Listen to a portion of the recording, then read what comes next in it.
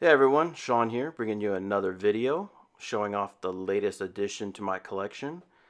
It's the ThreeZero Game of Thrones Tyrion Lannister.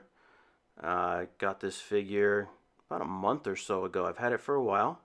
I just wanted to share my thoughts on the figure because, if I'm honest, it's probably one of the coolest 1/6 figures that I own.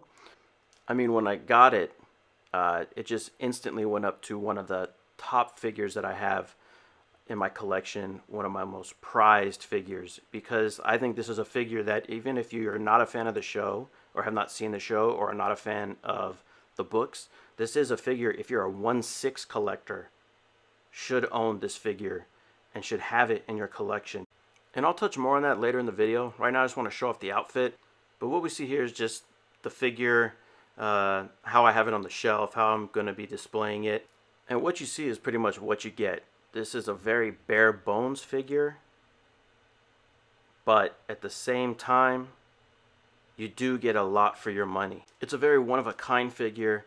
It stands out in your collection. I've had family and friends come over and see it and, immediately know who it is and what it's from and just think that it's so cool. Once it draws them in, they start looking at other figures in your collection, and it's actually a conversation piece. It's a conversation starter. The likeness to the actor who plays Tyrion, Peter Dinklage, in the show, is spot on here. The prototype that we got from ThreeZero was off. It's what turned me off from the figure at first, so I didn't order the exclusive. But once we saw that ThreeZero had changed the sculpt and showed us this one, I was all on board. And it's honestly very good that ThreeZero decided to listen to the criticisms and update the sculpt and come up with something better and more accurate to Peter Dinklage, because now it gave me the confidence to go ahead and jump on board with the Ned Stark figure, knowing that even though that head sculpt isn't 100%, they will revise it, they will update it, and I'm sure that's why there's been a bit of a delay with that one.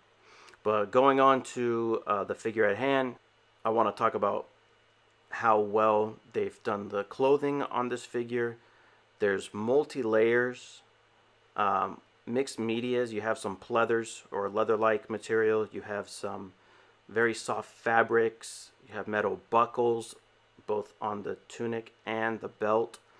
The boots that you're looking at now are actually mixed media. They're half sculpted or primarily sculpted, but there's also some leather that's been wrapped around them, or pleather material, to give it that look of leather boots that he has on. So they did a great job there.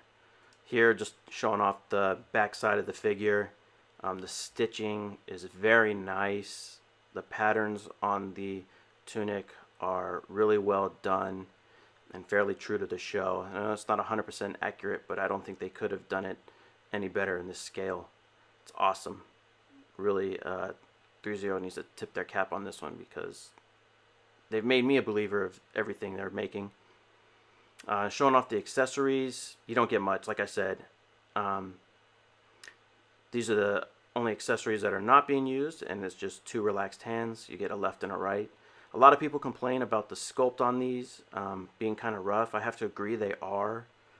They're not great, but I don't mind them. It's not a detractor from the figure itself. You're drawn into the head sculpt mainly, and so it's not the end of the world for me. See, on the inside, the hands, they look, to me, that looks like they've been burned. Like he has scarring from third-degree burns at some point in his life. It's very rough. But again, you don't see the palms.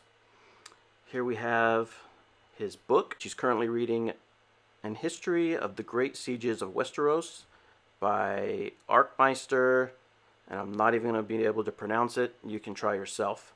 But this is a really nice piece. Everyone says it's real fragile, and I can probably agree that the edges of the cover are sharp, and I'm sure if you drop them that it could crack. But I love the making of this. I mean, it looks like a 1/1 book when you get close to it. This is the spine of the book. I mean, it looks like real leather. The pages are thick. They look old. Like this is a 100-year-old book that was, transcribed by someone, written. They used to write extra copies. They didn't have printing presses back then, so it's just really, really well made. And here's the goblet. One thing I noticed when filming this is if you look inside the ring of the goblet, it looks as though some wine stains are there. I don't know if that was intentional or not, but it looks like he's been drinking wine, red wine, out of the cup. And when I saw that, I was like, wow, if that was intentional, I mean, that's going deep in terms of detail. I love it. I can't, like I say, I can't say enough good things about this figure. It's these intricate little things that really make me love it, and it's why it's easily in my top 10, top 5, shoot, probably even top 3 figures that I own.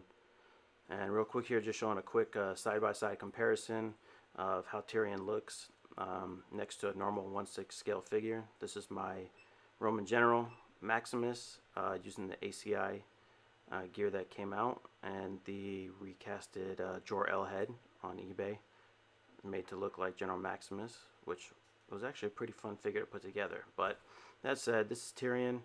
How he'll look, I'm kind of threw it up there as how he'll look next to Ned Stark, who hopefully won't be delayed any longer and is right around the corner.